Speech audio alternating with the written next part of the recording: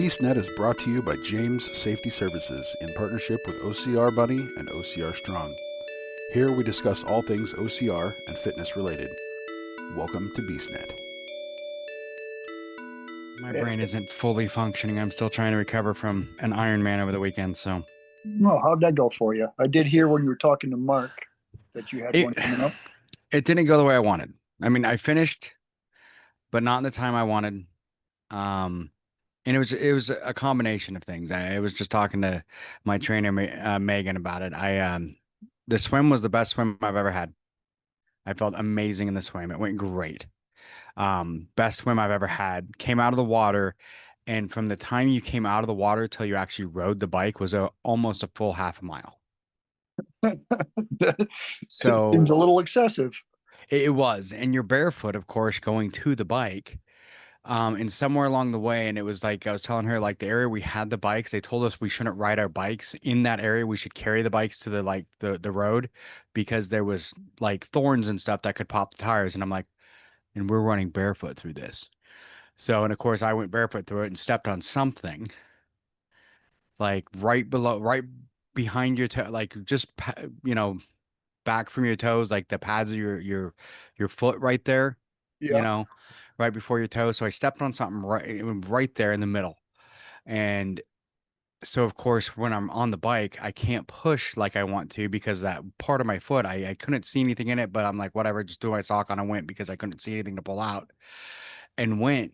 But by like mile 20, because I couldn't push right because of the pain in my foot, my left leg started having issues because I was overcompensating.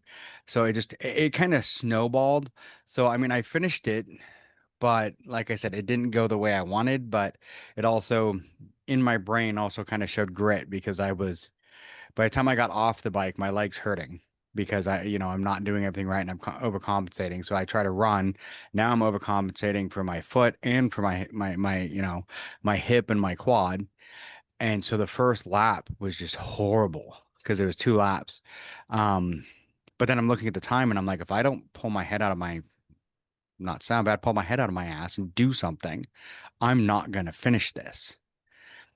So I need to somehow either just give up or just grit my teeth and go because I'm gonna have problems. So, like, if you look at my splits, all of a sudden the second lap, like everything started speeding up. But I mean, it wasn't good. I mean, it still wasn't great, but it was enough to keep me to where I was able to finish. And for the first time ever, when I finished the race, my legs seized, like full on, like they had to get me a wheelchair and like take me to like somewhere to get some water and stuff like that. Because the second I stopped running, and I crossed because there was a bridge you had to run. It was the Waco Ironman.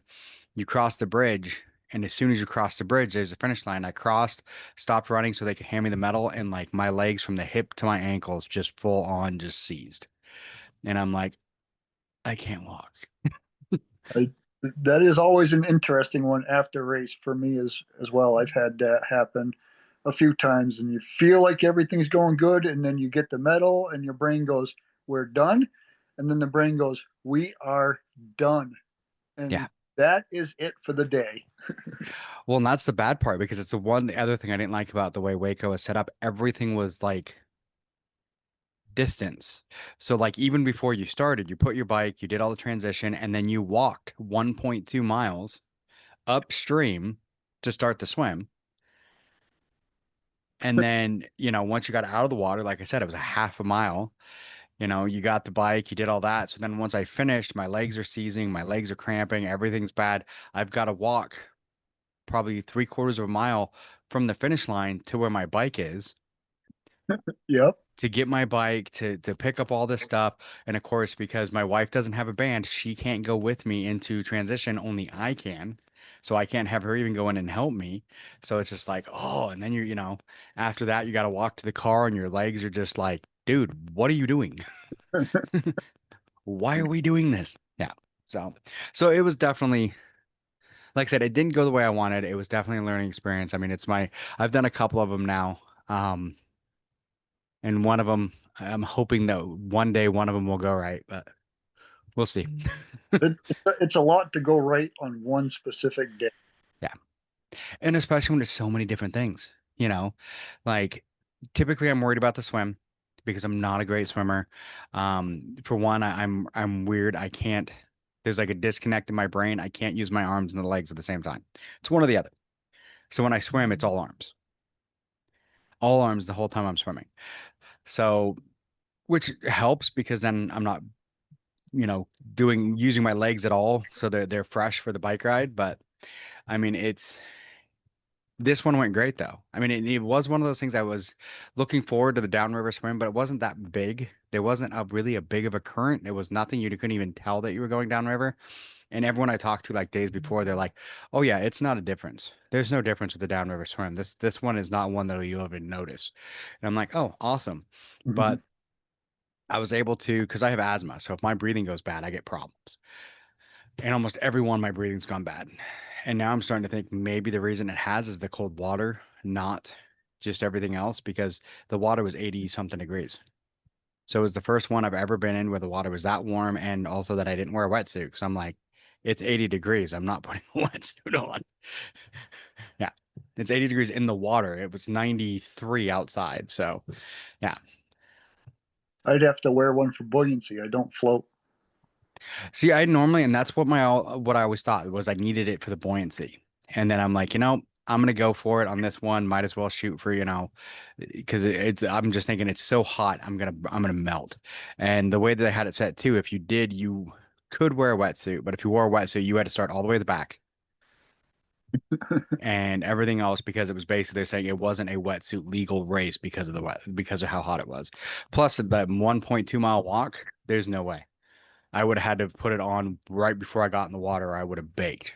Oh, yeah, that's true. So it was definitely, like I said, it's a learning experience. So yeah. So didn't even really like introduce you. We just started talking, which Don gets mad at me because I do that all the time. I'm horrible at introducing guests. I'm just like, hey, how you doing? And then we just go on to a chat and start going for it. So Andy, introduce yourself real quick. Let everyone know who you are, even though we've already been talking for a few minutes. But Sure. All right. So I'm Andy Haskell. I live now over in Chester, Vermont, about 40 minutes from Killington. So everybody thinks that I should be training hills all the time. I train flat. Also a truck driver. I've been a truck driver for almost 10 years straight now. I've had my license since 2005. So I've been around for a while doing that. Um, Also part of Dealers of Hope USA. I'm part of their athlete team. Yep, it's right behind you. Um, I met Dan out in Seattle last year, and then we got Amy on, my wife Amy, on a team Mhm. in Jacksonville this year, and we've become part of that team. I'm also part of New England OCR Expo with Steve Bacon. He's been on. I've had Steve on. Actually, I've had Steve on. Your wife has been on an episode with me, so I've had a few of those people we're talking about. And just incredible organizations too. Oh, it is. They It's are. it's um it's really amazing what they do. It is. It is. I mean, it's one of those things. Most listeners know, and I mentioned this before. I was done. I'd quit Spartan pretty much. I was done doing them. Whatever. I'm like, it's just not my thing anymore. I'm not enjoying it. I didn't see the point anymore. And then pretty much when I started, hanging out with Joey and the Dealers of Hope, actually, really Dawn did, and then he conned me into doing it too. Um, and then I found that love again, where I'm like, okay, I can do this. Like this year I went to Seattle. I wasn't even supposed to. Dawn just said, "Hey, I need help on the chair. Can you come out here?" And I'm like, I can't afford it. It was like the weekend after West Virginia. I'm like, eh. And then he's like, if I pay, you fly. And I'm like, I guess I'll see you in Seattle.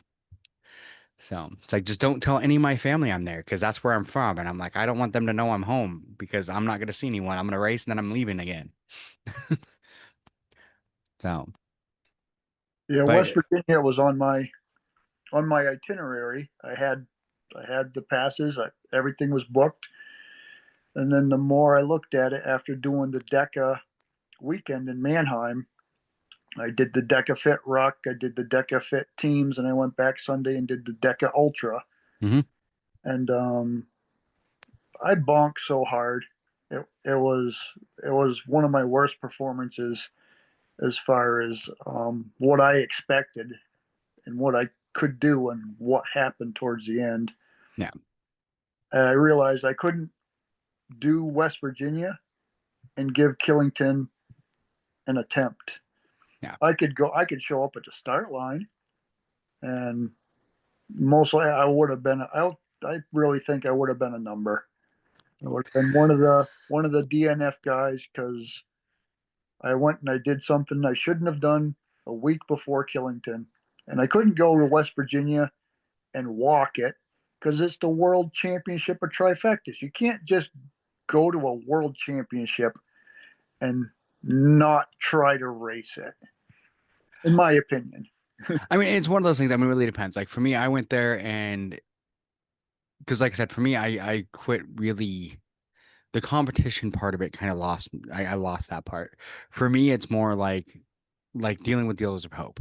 I'm gonna go. It's not about me. It's about other people. So even like West Virginia, I wasn't there with the team, but I had other friends that I knew needed that, just little bit of talking to or whatever. So I had somebody I was with like every race that, kind of talking to them, helping them out, keep them going.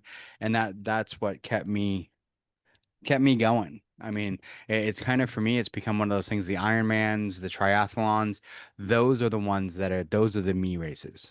Yep. Those are the races where I'm in it. It's me, it's whatever, and I just go. The Spartans for me now is more of a, again, Dealers of Hope, stuff like that, where I'm almost always gonna find that person that I'm gonna hang out with and talk to and help encourage to get them through it. Um, because if I can help them do one obstacle that they wouldn't have been able to do otherwise, my day's made. I've made my day. So West Virginia was fun though because of the swim. The swim was quite interesting. But and I'd never been to West Virginia. And like I've told a lot of people, my goal is to eventually do at least a 5K in every state.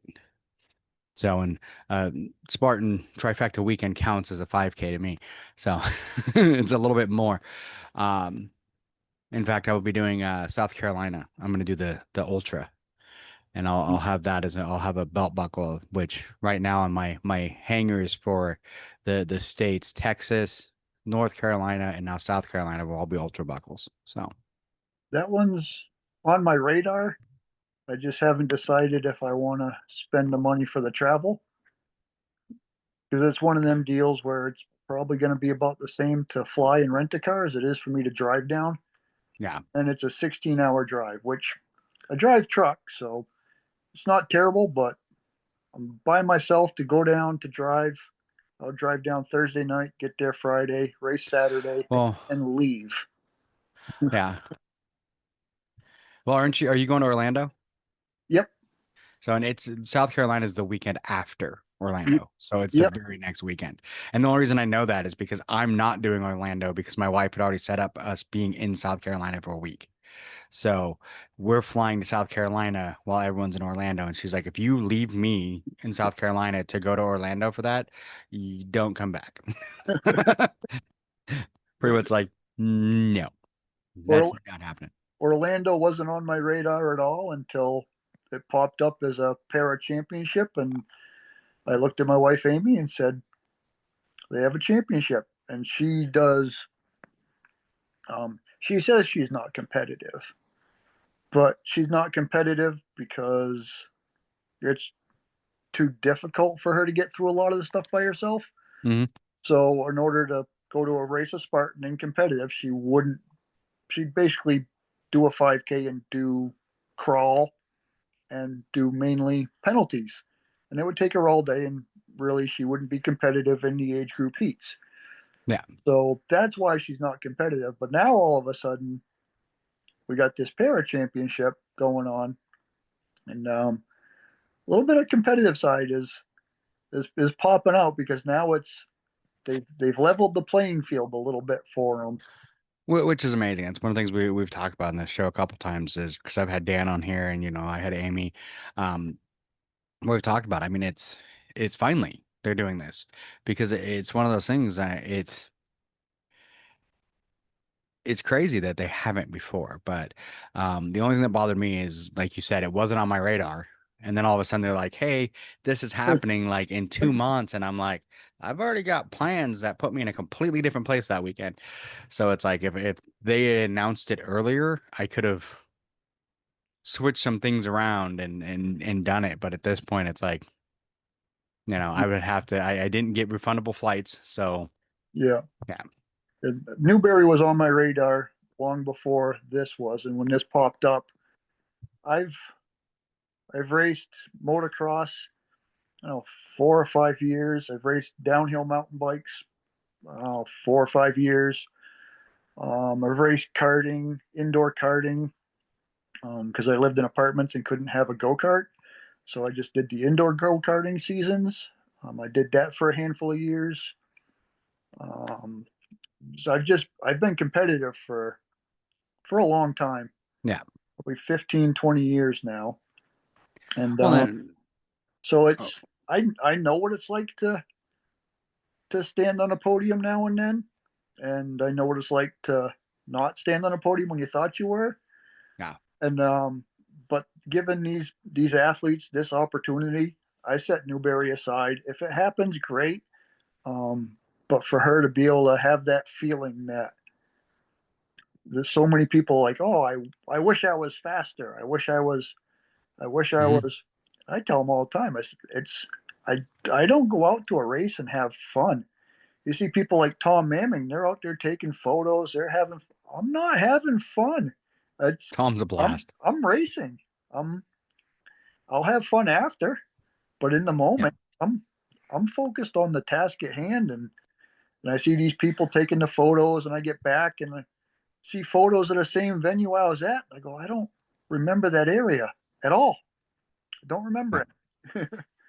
Yeah, and because I've done competitive like years ago. I ran competitively, but it just like I said, it just to me now it's just whatever. But I get it. Like the Ironman I just did, there was a bunch of pictures that I saw of stuff, and I'm like, where was that?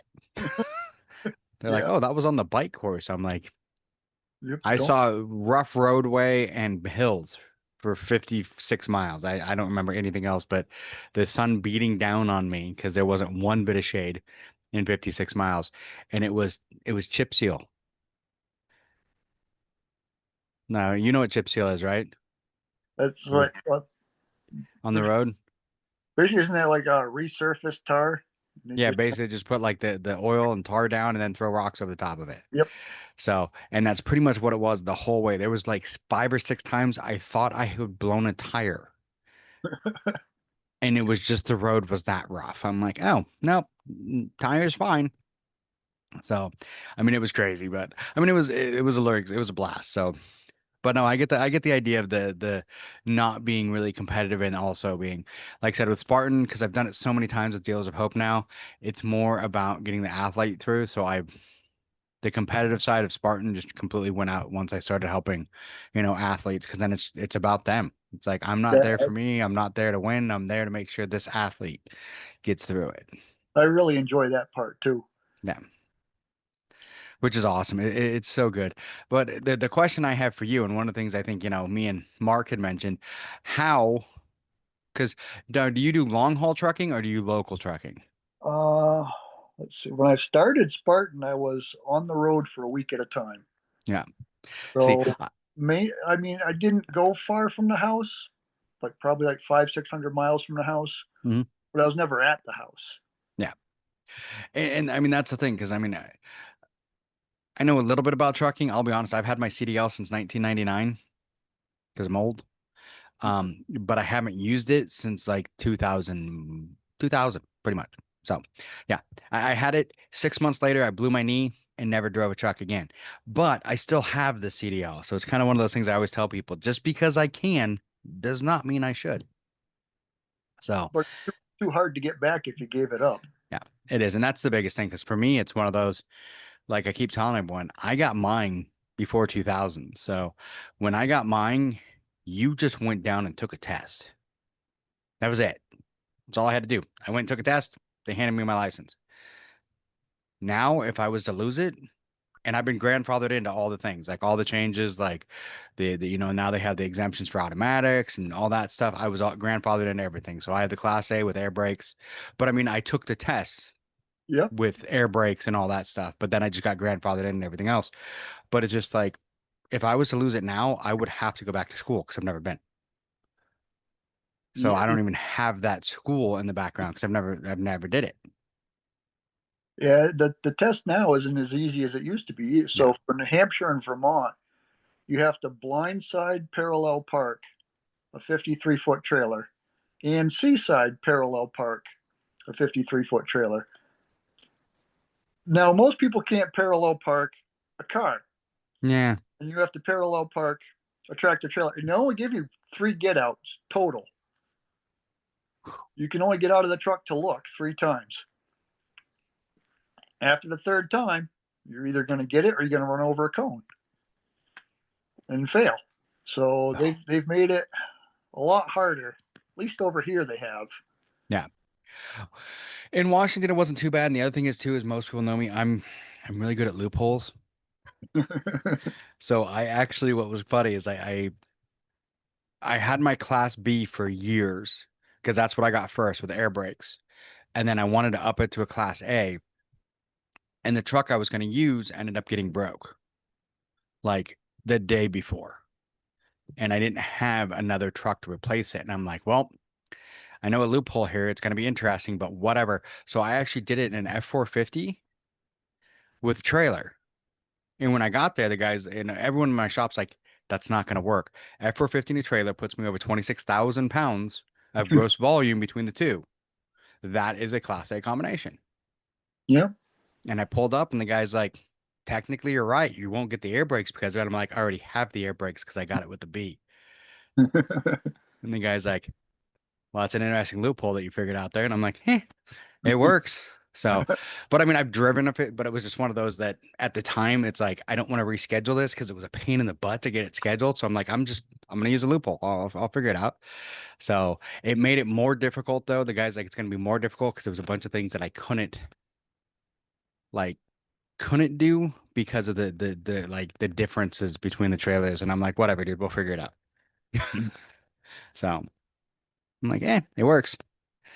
But yeah, I know, and that was one of the things like, we'd brought up in the thing when we were talking about was the difficulty of like right now for me, I have it made. I'll be honest. I work from home.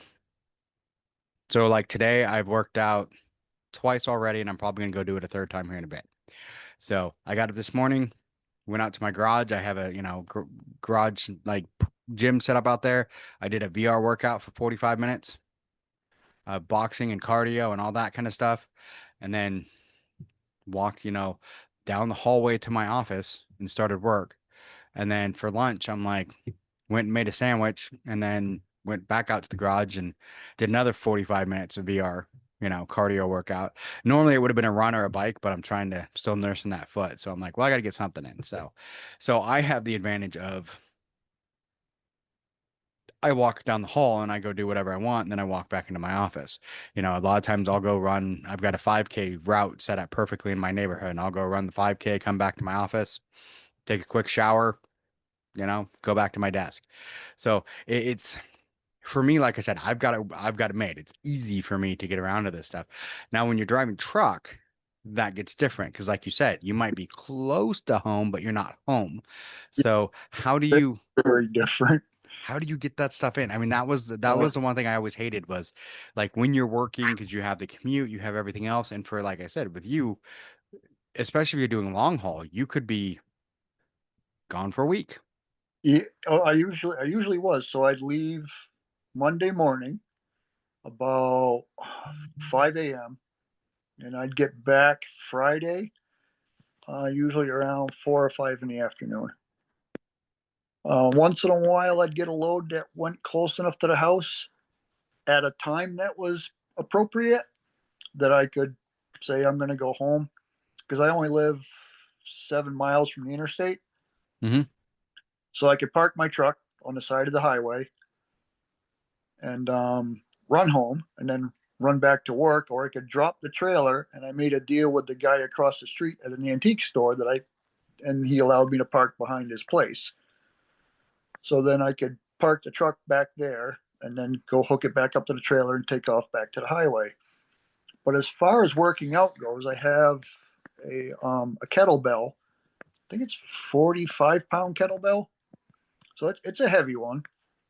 And then I have a yoga mat, and that's where I get my squats and stuff like that in, do my push-ups, do planks, stuff like that. And my goal every day was 1 hour. 1 hour of easy walking, running, lifting sometimes, or I'd do a little bit of lift, then a run, then a lift, then a run. But it was always an hour. I could usually squeeze in an hour of easy to moderate every day. Mhm. And that built the base to what I have now. But I've switched jobs since then, and now a lot of times I leave at 1:30 to 2 o'clock in the morning. So I'm not getting up before I go to work to do a work. Yeah. I get up a half an hour before I have to be at work. That's enough time for me to get up, brush my teeth, put my clothes on, get in the truck, drive to work, make my breakfast before I leave the house, which is protein shake, some muesli, shake that up in a shaker, and make a cold coffee and leave. Yeah. Usually get to work within 25 minutes from the time my alarm goes off. And I need the coffee to wake up because I'm not awake yet. And it's a Oh yeah. long time. It's a long time before it gets light at 1 o'clock in the morning. Oh yeah. So I need that coffee. And then now I'm trying to figure out the balance between my sleep, because a couple times I think this week I left at 1:30 in the morning. This morning I didn't have to leave. I didn't have to leave the house till like 10 o'clock in the morning if I wanted to, but I ended up going into work for 8. It was supposed to be a short day, turned into an 8-hour day anyway. Um, so I'm always dealing with that sort of stuff with the training. But now I have Yeah. a Bowflex upstairs, and I have a quiet neighborhood. I can run in the neighborhood. I have hills out behind the house. I can get, I don't know, 400 or 500 feet of vertical gain and descent, probably 3 miles.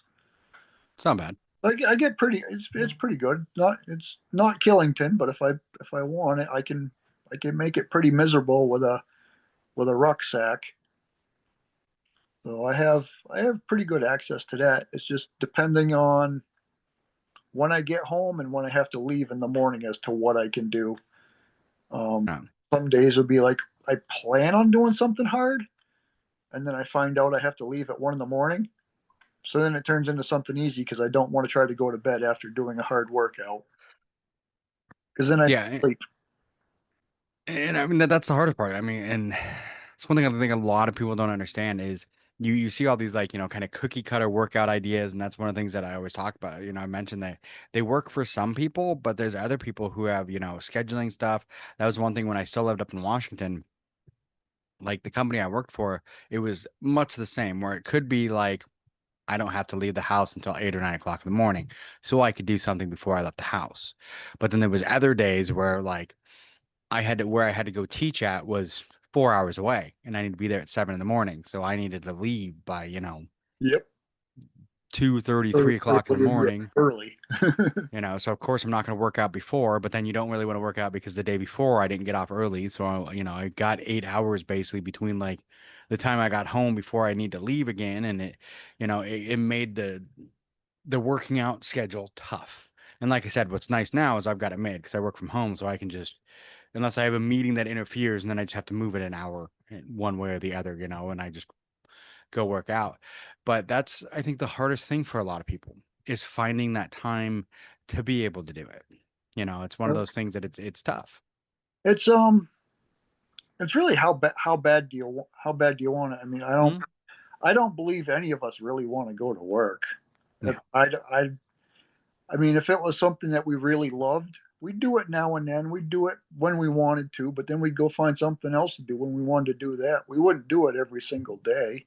No. But we go to work almost every single day. So if you treat your workout the same as long as it fits within certain perimeters. Obviously, if you're going to get 6 hours of sleep for 3 or 4 days in a row, the sleep is more important than trying to cram in an hour workout. Now you're at 5 hours of sleep. That's not good. No. But yeah, if you want it bad, you can go out and I can I can turn myself inside out in 10 minutes, running up and down the road, and try and do a VO2 max. 10 minutes of that, and that's a day. I don't even need an hour to do something like that. Turn myself inside out. So And I think that's it. Most people think, oh, you need to work out for hour, 2 hours, whatever a day. You need to be in the gym for 4 hours a day. And it's like, nobody has time for that. You know, you just have to find the workouts that work. yep, yep. You just have to want it. The hardest thing is the appointments um, during the week. Chiropractor appointments. I haven't been to a. I Boy, do I really need a chiropractor lately. Massage therapist, and anything to help the body. Hmm. They're generally not open on the weekends. No. And to try and schedule, I'll call them up. Well, we're booked till next week. When do you want to come in? I can't tell you until 35 minutes before I'm ready to come in when I'm parking my truck that, hey, today is a day I can come in. Because like today was supposed to be 2 hours worth of work. Go in, go down 45 minutes, pick up a load, come back, wash the truck. That was my whole day. It turned into an 8 hour day. A 2 hour day turned into an 8 hour day in the blink of an eye. Hmm. If I'd have made an appointment at noon, I'd have missed it. I would have had to cancel. So that's the hardest thing is getting the health care and the time for yourself to go have these appointments. It's generally a day off. I have Yeah. a day off and then I can schedule an appointment. Which it sucks that that's the way it has to be sometimes. But yeah, I know one of the companies I worked for, I used to have to out all the time. I would have to set all my appointments on pretty much like the same day and then take the day off. Yep. And then you'd run into problems that if one of your appointments started running long, you're like, I did, this is totally messing me up because my next appointment, I need to be, that's why it sounds bad. My doctor's appointments were always the last appointment because they were always the one that would like, if I had an early doctor appointment, you never get in time. You take longer. You're sitting in the waiting room for an hour past your start time. And it's like, I have a massage appointment in like an hour. We need to get going. Yep. Yep. Yeah. So, yeah, no, I get that one. That's always a tough one is because, I mean, you still need the massages and the chiropractor and the doctors and all that stuff to make sure that you're healthy, especially once you start getting older again. I mean, I'm almost that big, ugly 5'0", and I don't want to. The body's falling apart. It's like right now, trying to figure out what I'm doing, after this weekend doing an Ironman. My foot's not quite right. My left leg's still sore from everything because the issues with everything else. So it's like trying to make sure it's like, okay, I still need to get my workouts in, but modifying them a little bit. Like instead of normally, because today's Thursday, normally I'd be doing a run, or today's a bike day. Normally I'd be riding the bike. So I did do 16 miles on Tuesday on the bike, but um it hurt the foot. So I'm like, I should probably take a couple more days. But so today I'm like, okay, instead of doing another bike day, I'm just going to do another VR workout. It gets the cardio going, gets the blood flowing, gets me sweating good. So we'll do that instead of a bike today. And then next week I'll roll back into my normal schedule of, bike, run, swim. So Yeah, I had yesterday as a rest day, and today was supposed to be a workout day, but we'll see.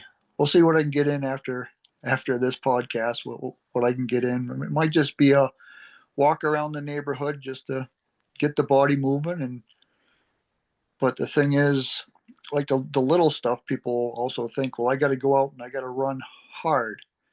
yeah, And I was the same way when I started.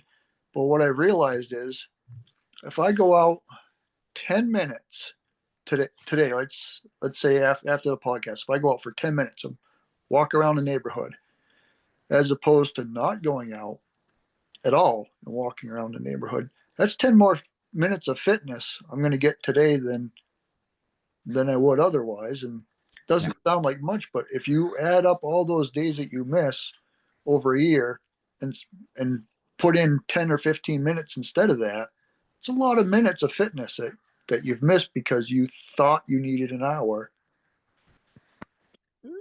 Like I said, and I think that's people's mistake. They think they need that hour or whatever, but if you do even just something like you said, as simple as a walk, it gets the blood flowing, it gets everything moving, it gets the joints moving.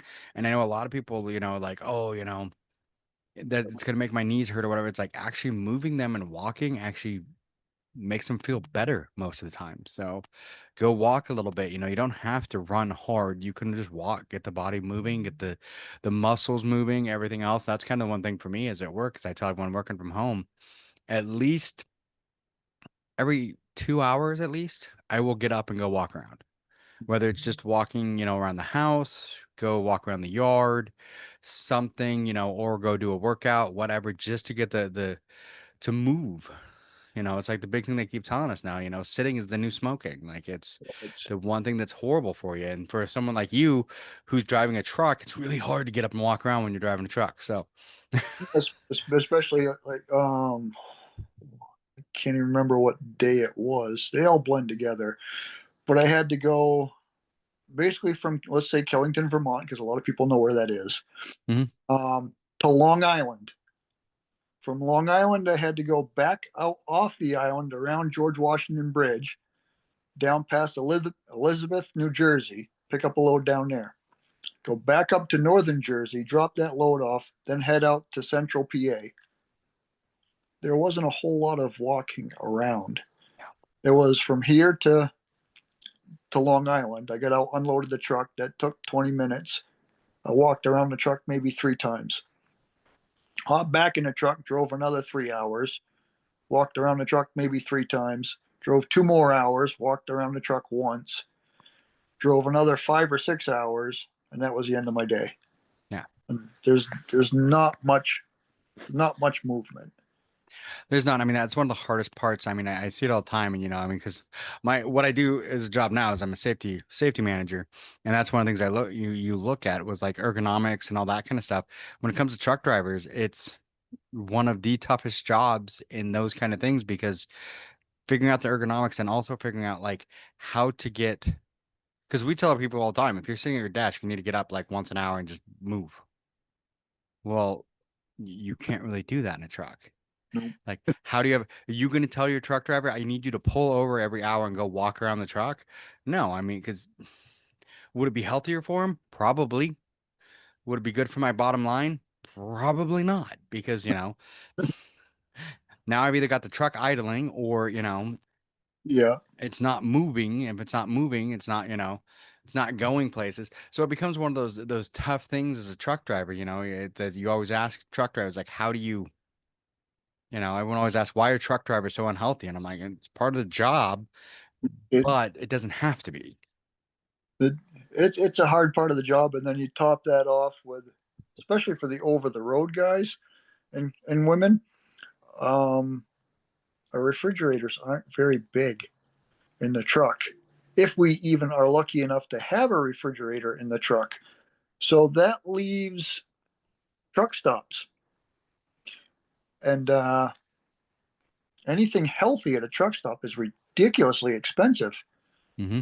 So you're left with McDonald's, Burger King, Wendy's, some fast food burrito that you got under a heating lamp. Those are generally the options. So yeah, it's a very unhealthy profession. It is. It is.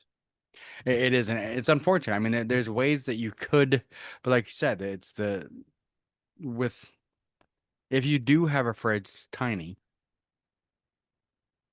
I did meal prep when I was on the road, so I'd meal prep everything Sunday, and it would last me till Friday if I did it right. But I think I go through about 12 pounds of protein powder a month because, well, it's one, it's fairly cheap. Two, it doesn't go bad. And three, it's always healthier than a truck stop. So because of what I can fit in the fridge, well, now the truck I have doesn't have a fridge, but what I could fit in the fridge before was only enough for maybe a breakfast and a dinner. or a decent dinner for the 5 days. Yeah. That's all there was for room in there. You had basically 5 good meals. You're still missing 10 other meals that you have to replace Mhm. with something. So the protein powder um, is what I replace it with. Yes, that's where I got lucky. Like when I was teaching a lot, I'd have to drive and spend a lot of time on the, driving, but I was home at night. So it was like pretty much like one meal I could figure out like breakfast before I left the house. Yep. And then I might have one meal that I had to figure out during the day. So I had like a lunch box that of course I could put ice in and keep it cool if I needed. But then I also had this like basically hot plate kind of thing, whatever, that was like a heating whatever, a heated lunchbox that I could plug in. So if I'm like, okay, I know I'm going to eat in like 45 minutes. If I plug this in, whatever my leftovers that's inside there will be hot by in 40 minutes when I'm hungry. But other than that, but that's for one day. Like you said, if I was gonna be gone for 5, Yeah, you're running out of options pretty quick. yeah, yeah. Which it's tough. It's one of those things because we want people to be healthy, we want them to do that, but then it's trying to find those ways, like you said, where it's just like the protein, but it's like then you're like, but I want something good. But then if you go to like fast food is so bad for you. And I mean, truck stops, I will tell you, I used to ride motorcycles with my dad everywhere, and truck stops have some of the best greasy food, but you can feel your arteries clotting while you eat it. Yep. Yep. There used to be one outside of Yakima that had the best biscuits and gravy, but it's not, I tried it. It's not the same as it was 30 years ago, but not anymore. But 30 years ago, they had like the best, but you know, It's it's but at the same time, this life has afforded my wife and I the opportunity to travel as much as we do. yeah. So we went to Jacksonville earlier this year. We're going back to Orlando in just a couple of weeks now, and then a few weeks after that, we're going back to Central Florida to finish up her trifecta. But we've been to Manheim, PA, for the DECA Fit weekend. We were down for Poconos, Palmerton. I'm trying to think of where else we've been this year. New Jersey. We were out in New Jersey. We went out to Ohio. Um, if I just worked just a 9 to 5 regular job for my education, I wouldn't be able to afford what we do. Yeah, and that's the tough part. But it's one of those things. It's great though to see someone who your health and wellness is so important to you that you found a way to still make it happen in a career path and an area that, like I mentioned earlier, we see a lot of people that are physically and mentally have major issues because of, I mean, you're eating bad, which we all know if you don't eat right, that can affect your mental health. And you're alone for sometimes days on end in the truck. It's one of the things I remember, growing up, you always watched, when I wanted to be a truck driver so bad because one of my favorite movies was Convoy. I wanted to be Rubber Duck. So, and if you don't know what that is, that reference is, go back and watch the movie Convoy. It's one of the Chris Christopherson is amazing in that movie. But that's what I wanted to be. That and then, Smoking the Bandit, all those. I wanted to be, I wanted to be the truck driver. But you had the CB and all that stuff. And as I got older, it's like it seems like that's not as much of a thing anymore. Where you have people that just sit there and chat on the CB for, as they're driving down the road. Yeah, my truck has a CB in it. I actually shut it off. I listen to podcasts. So I listen to podcasts about fitness. So help me think about what I'm going to do after my shift is over. Yeah. Like I'm not feeling like going to do a run today, and I'm listening to a podcast, and they're talking about this exercise or this run type. One of them I've been listening to talks a lot about floats for your run. So you run at a moderate heart rate, and then you slow the pace down a little bit so you can kind of recover to get the heart rate down a little bit, and you stay there for a little bit, then you ramp it back up, and then you drop it back down. So almost like a run walk. which actually at Hmm. my fitness, it actually ends up being a run walk. Um, so I'll Yeah. I'll listen to a podcast that's talking about stuff like that, and I'll come home and I'll try that what they were talking about in that podcast. So a lot of times it'll get me from going, I don't want to do it, to, oh, that sounded like kind of like fun. Instead of not doing anything, I'll go do that. Yeah. But it also, I it gives you the human voice, yeah. not singing. It's almost, you're almost interacting um, with it because you're engaged in it, but it's people talking. I used to listen to music a lot when I ran, and I've changed it now. I listen to podcasts when I run because the problem I'd run into is I would have a plan in my head because I use an app on my phone called Intervals because I do a lot of the like run walk and the interval, running and stuff like that. Um, and that's how when I lost all the weight in 2020, that was one of the big ways I did it was, run for this much and then kind of back off for, so much time. And then as I got better, I kept increasing the amount of time that I was running and lessening the time I wasn't. Um, so I have an app on my phone called Intervals. And when I have my headphones in, it's hooked to my headphones. So every once in a while, all of a sudden it'll start counting down. It's like, okay, cool, I need to switch. And then, so I found that I was having problems because with the music, I wanted to go to the beat. Yep. So if I had fast music, but I was supposed to be walking, I had issues and it made it difficult to focus, sometimes. So once I started listening to podcasts, it's just the same thing the whole time. But my brain, I can think, okay, I need to do this, I need to do that. I'm so old school. I used to when I had my first like MP3 player, like 30 years ago, whatever, I actually had the MP3 player set up as I knew what I was supposed to be doing by what song was playing. So I'd have it set up each song like, okay, if this song's playing, I'm supposed to be running. If this song's playing, I'm supposed to be kind of backing off a little bit. If I hear this song, I should be at mile, you know, 2. And if I'm not, my pace is off and I need to speed up, So it was, because back then, I mean, people look at us now. We have, the smart watches, we have the apps on our phones, we have everything else. And it's like, there used to be, they're calling it what, raw dogging now, where you go out and you run with no technology. And we're like, that was just our life, man. I, I I use my watch. That's it. I don't listen to when I'm out. I don't listen to anything. I want to be present in the moment.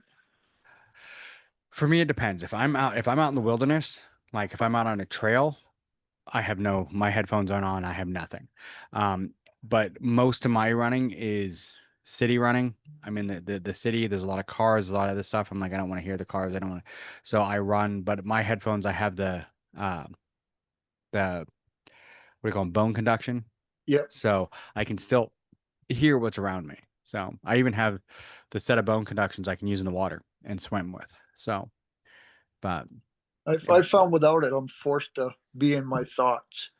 And part of my training is I don't actually go out to exercise just for the fitness. So I do it to be better at Spartans, be better at running. And Spartan, you're not supposed to have any music.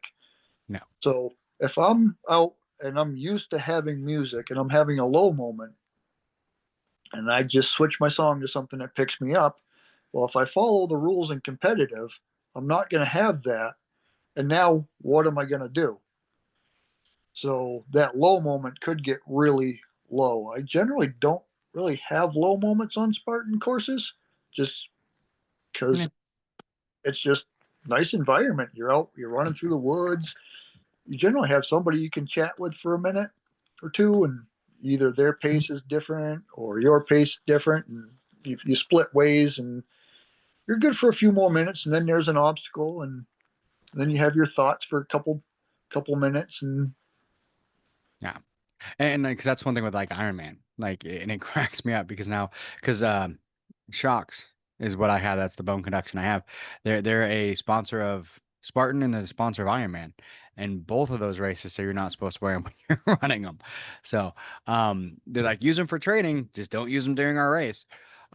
Which and that's the thing. Like once the Iron Man, it's I was out there for 8+ hours with no headphones, no nothing, just as I said, they call it which cracks me up every time they say raw dog, and I'm like, that meant something completely different to my generation. Just saying. You know what Yeah. I'm talking about. And But not only did you have no music, you had that thorn that you had stuck in your foot, yeah. so you couldn't even block that out with some sort of uplifting music.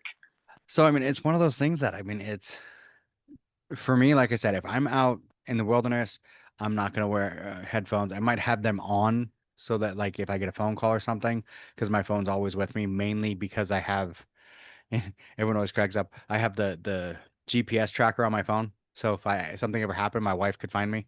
I always told my wife that one of these days I'm gonna have a heart attack while running, and you can just find the body by, following the GPS tracker. But so I have the phone for mainly that reason. But other than that, I mean, I'm not really listening. But like I said, most of my running ends up being in not in nature. It's like around my house in my neighborhood, whatever. And I just don't want to hear the cars, don't want to hear all that. So, but like I said, I'll listen to podcasts, and half the time, if you ask me what they said on the podcast when I finished, I'm like, no No, clue. yep.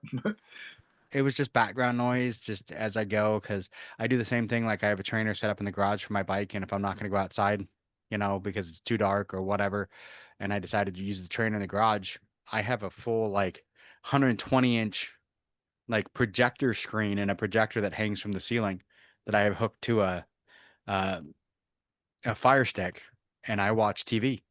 It's like being at the drive-ins, but I'm on a bike pedaling. So, and I'll watch, I've been watching what I just watched one of the Star Wars animated shows, watched the whole like 4 seasons while I was pedaling away on the bike. And everyone's like, what, are you really watching? I'm like, kind of. Mostly it's just background, just mind numbing. I'm pedaling away and going. It's because a lot for me when I go out and work out, for me, it's to get my mind away from, because I'm a safety manager, so I have a lot of stress in work. I have all that. Um, I'm insane, and I just got like accepted to a doctorate program. So my brain's like, oh yeah, that's gonna be awesome with everything else going on. So it's like a lot of times when I go work out, it's like so I can forget all of that stuff. Yep. It's like I don't want any of that stuff in my brain. I don't want to think about my doctorate program. I don't want to think about safety. I don't want to think about it. I just want to, you know, That's a go do lot, my workout. part of why I race. It shuts the world off Yep. for however long you're out there. Yeah. You're not thinking about all this political crap that's going on in the world, not thinking about all that stuff. It's you and you. That's it. I mean, that's what everyone always gets. Who are you trying to beat? Me. I'm trying to be better than the person I was yesterday, and I'm just going to go do my thing and go out and run. And the only person that I'm competing against is me. I have some people that I put imaginary targets on them because they're faster, they're Yep. stronger, and so I keep track of what they're doing, and I keep track of what I'm doing, and the goal is to get up to that level. So I'm not really competing against them. I'm competing to get to their level. Yeah. With I want to be up a level. So I find people. One of the things I say, if you're the fastest, the smartest, or the strongest in the room, you're in the wrong room. Yep. So Yeah. You're never going to learn. no, no. It's one of the things I found early on in racing. If you're racing your buddies, you're never going to get much faster until you find somebody faster that you have to latch on to and realize, oh, that's what fast is. Well, I think that's the logic that a lot of people have that logic like, oh, hey, I'm the best. You're the best in your small pond. Go find a bigger pond and you won't be, and I've just never, it's weird the logic that some people have. Like I have two Ironman, because when you do Ironman, you get like when you sign up, you get bags. That's just one of the things they do. They give you bags. And I have two dry bags that I have from the Seattle Ironmans, both of which I DNF'd. And I call them my failure bags. And I have so many people that get mad at me. Like, that's such a negative way to look at it. I'm like, did I finish that race? Well, no. So I failed.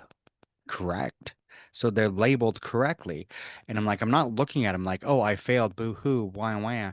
No, I'm looking at like, I failed this. This is why I failed this. And this is what I need to do to fix it. It's a reminder to me that I made a mistake, and a reminder to me to make sure I don't do it again. It's one of those things. If I don't remind myself of my past failures, I can't make sure I don't do it again. You have to remember what you failed and how you failed so that you can fix it, not happen again. So that's my biggest thing. So I keep them and I actually hang on the wall in the gym so I can see them and be like, okay, I need to make sure I'm ready on the bike. I need to make sure that I'm good to go. I need to make sure I'm good on the swim. So when I get out of the water, I can breathe and then I can make the bike happen, that the bike's tuned up, that, everything's good to go because both of my failures happened on the bike. So it's like, I know what I did wrong and that's it. You focus on certain things. And some people, if it's not the way they focus, they're like, oh, it's like, no, we do things differently. We have to because we're different people. Yep. Yeah. Yeah, I call them. I just label them as DNFs. Yeah. Did finish. Did not finish him. It's one of those ads did not finish, but like I said, it's one of those to me, and it's just the bags. I don't say that the races were failures. The races were just DNFs, but the bags to me, they're my failure bags because they remind me that, the first race was because I didn't practice on the bike. It was a bike that I wasn't mine. I borrowed it and rode it once for 5 miles before a half Ironman, which is 56 miles, and then didn't understand why the bike had so many problems. And I'm like, maybe because I didn't ride this stupid thing. That, that, I that would was have known about these if I actually tested it. that was a failure to prepare. Yes, and that's exactly it. It was a failure to prepare. So that bag to me reminds me, make sure you prepare, make sure you're ready. And then the other one was a failure because, and it sounds so stupid, and I was so mad at myself for this one. It was another one kind of failure to prepare, but not completely. Um, the clips on the pedals on it stuck. And I'm like, it's fine. I can pop my feet out. It'll be fine. It'll be fine. And I was going up a hill and the chain jumped. And so I went to clip and my feet got stuck because the clip stuck. And so I fell over and when I hit the ground, I hit it hard enough that I actually dislocated my shoulder, and hurt my knee. And it's like, okay, I knew this was a problem and I didn't fix it. I didn't want to spend the money to fix this problem beforehand. And because of it, I mean, I ended up finishing the bike portion, but I was 6 minutes too late because I bent the back brake pad and I was dragging it for 30 miles. So I couldn't get up the speed. But even if I had, once I got off the bike, because I'd hit my knee and I didn't realize how bad till I actually got off the bike and went to walk. And I'm like, oh, yeah, that knee doesn't work anymore, you know, kind of thing. And it's because of, not being prepared and not being ready. So it's kind of one of those things to me. You have to, like I said, I have to remind myself in some ways. It's like when I lost a lot of weight, I used to have a picture on my desk of me at like my biggest. And everyone's like, why don't you get rid of that? And I'm like, because that's when I sit here and all of a sudden I'm like, hey, I think I'm going to skip working out today. And then I look over and see this picture of me at 310 pounds looking like Jabba the Hutt's like fatter cousin. I'm like, okay, never mind. I'm going to go work because it reminds me of how my complacency about like working out and food got me to a point that I was so unhealthy that I like couldn't breathe to like tie my shoes, you know. And it's like to me that's always been it's what works for me. And I know other people like that's a horrible way and it would just depress me. And I'm like, but that's you. My brain works different. If I remind myself like, hey, if you don't do these things correctly, this is what's gonna happen. I'm like, okay, yeah, don't do that. But right on. Well, we're about at that hour mark, and if I go much more than an hour, Dawn whines. So, so do you have any pointers you want to give to the listeners, stuff like that, before we go? Of things that they should be doing, or to think about, like when you have those tough, like I don't have time to work out today, or I don't want to work out today. What should they do? Uh, One of the podcasts I listened to was they had a 15-minute rule. You could quit the workout after 15 minutes. I do 10 because it's so if you get out the door and after 10 minutes you're hating it and you don't want to do it, you can quit. But you got to get the 10 minutes in. most of us, by the time we actually tie our shoes, get all our stuff on, that's 10 minutes worth of work right there. You're really not going to go out the door and walk around the neighborhood just for 10 minutes. You might make it half an hour before you say, I'm good. And even that 10 minutes is still more than just saying I'm not going to do it today. Yeah. And it adds up. It does. Um, It does. 10 minutes of light work is better than 0 minutes of no work. Especially if you're a truck driver and you've been sitting for 14 hours. Yeah. Because that's what we do. See, and for me, as I've gotten older, I can't do it much anymore. Like even a plane ride. By the time I'm off the plane, like 3 or 4 hours sitting in the plane, I'm like, I need to move my legs. You should see me get up and walk in the morning, or actually get up and just walk at any time. I look like I'm 80 years old. Yeah. I don't walk very well, and Yeah. You just got to keep moving. That's Yeah. the biggest thing. Just keep moving. Keep moving. It's one of those things I keep moving because I look at people that I've seen out on course, like Paula Chance and Monty, all those racers doing Spartan races. Paul LaChance, I think, is in his 80s, and Monty was in his 90s and still doing Spartan races. I want to be able to at least walk when I'm in my 80s and 90s, and these guys are out here still doing Spartan races. So that's why I get up and move every day, because I want to make sure I can still move when I'm older. Yeah, because if you're not moving now, you can't go 10 years from now and say, well, if I could turn the clocks back and do this. Yeah, because you can't. The clocks don't turn back, but you Nope. can get to the point 10 years from now and just say, I did all of this. I'm glad I did all of that. Yep. Exactly. Right on. Well, it's been great talking to you, Andy. And I look forward to meeting you one day. Hopefully you're in South Carolina or one of those ones and I can meet you in person. So Might be this year. right on. Well, good luck, and I will talk to you soon. All right. Thank you very much for having me on. All right. Thank you. Thank you. Bye. Thanks for listening to the BeastNet podcast. If you haven't done it yet, find us on Facebook, like and share the podcast. Give us a review on iTunes or Spotify.